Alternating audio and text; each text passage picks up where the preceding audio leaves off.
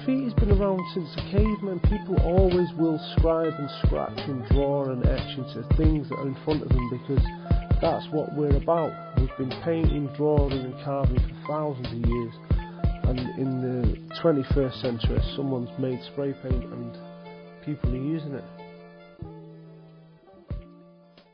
I think the streets are a great place to get your ideas across.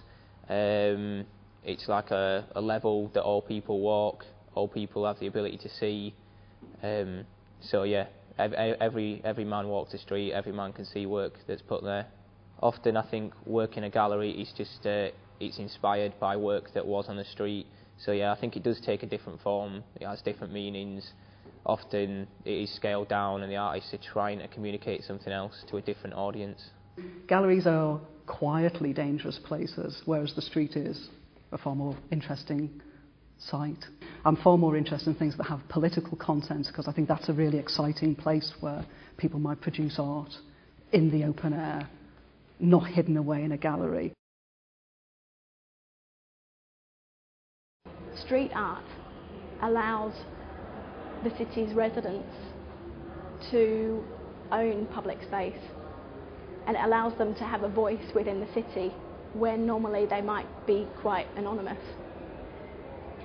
So within that, it raises issues about the ownership of public space and how that's been taken over by large corporations, and it's also censorship of public space. So why is sort of multinational advertising corporation allowed to advertise in our public spaces and clad the buildings that we walk past every day and choose the imagery for our cities? Yet we all pay taxes to those cities, we all inhabit, we work, rest and play in those cities.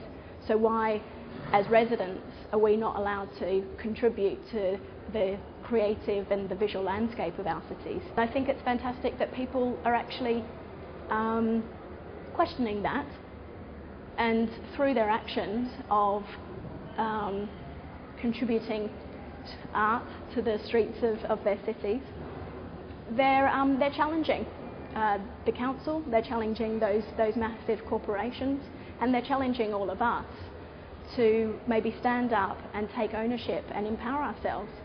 Why should I walk down the street and be told what to think? Because you're putting your posters everywhere. You know, a lot of graffiti and street artists, that's exactly what they're doing. They're reclaiming space, and they feel that they should do that. I mean, outside of my window, big roundabout, massive billboard, and that's corporate. That is more offensive. My style's based on the old hewn buildings in Manchester. They were like all deck access flats that were like walkways in the sky, and you used to be able to climb from one level to the other using ladders and staircases and lift shafts to get onto the roofs and stuff and paint. And that's where the kind of 3D lettering comes in, and obviously the ladders is the symbol of climbing these kind of rat run type estates. As much as we were only doing graffiti and it was semi-tolerated obviously because the whole area was covered, we used to find and discover these old little passageways that had been long shut off from the public, and being parts of buildings that had been there for years and no one had been in it, and we'd go climb through onto the roof doing graffiti. So that's where that whole kind of style comes from. We have a policy statement in relation to removal of graffiti, which is any graffiti such as names, general graffiti, has to be removed within 21 days. Any other graffiti has to be removed within 24 hours, such as racist or hate graffiti. In relation to the art, we don't class it as art when it's on somebody else's wall, unfortunately. And the people have not asked permission for it to be there, then we don't class it as art.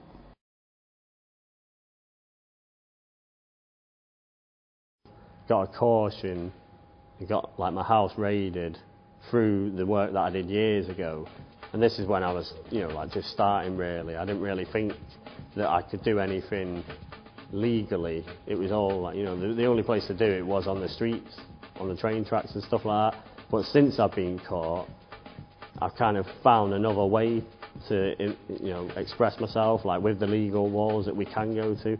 Since we started being able to get mobile and get cars and stuff, we can go to these places and just do big productions, you know, spend hours on something that's going to look good instead of something that's going to take 5 minutes and maybe not make such an impression on someone.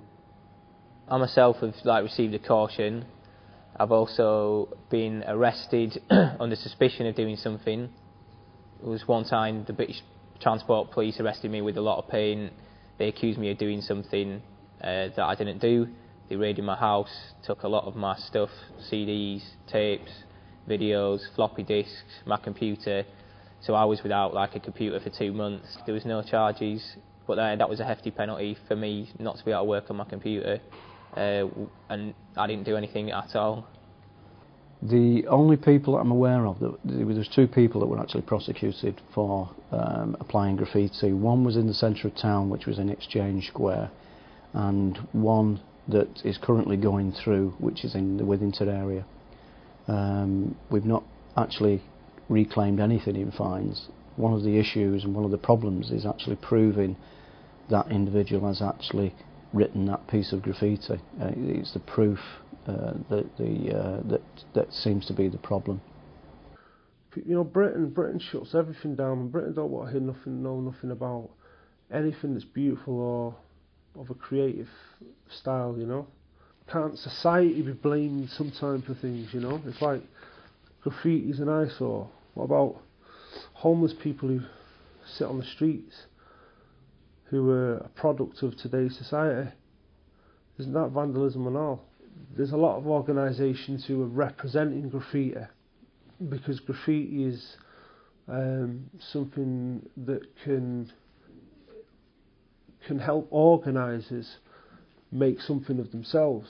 You know, there's organisations in Manchester who put on graffiti shows and have in their own right become a kind of cool representation of graffiti, which I don't take part in, because graffiti isn't about that for me. You know, I don't do graffiti just to impress other people.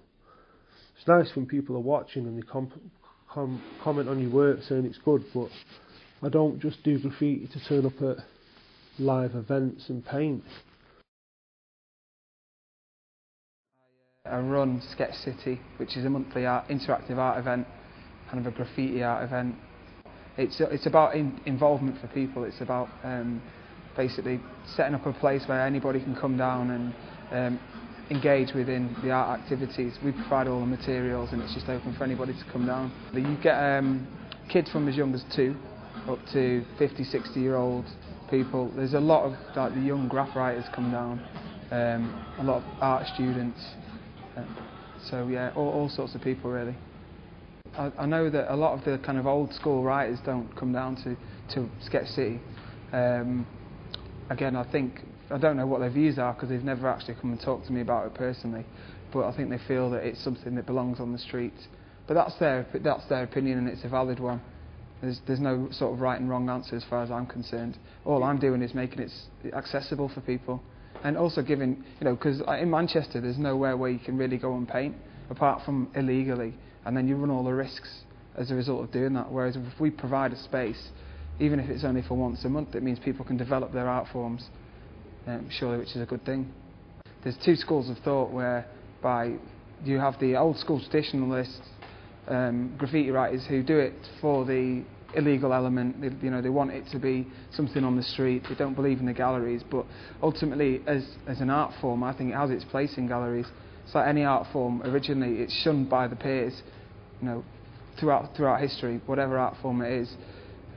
All the traditionalists say we don't like it, that's not art, but you know, time proves that it's as valid as anything else.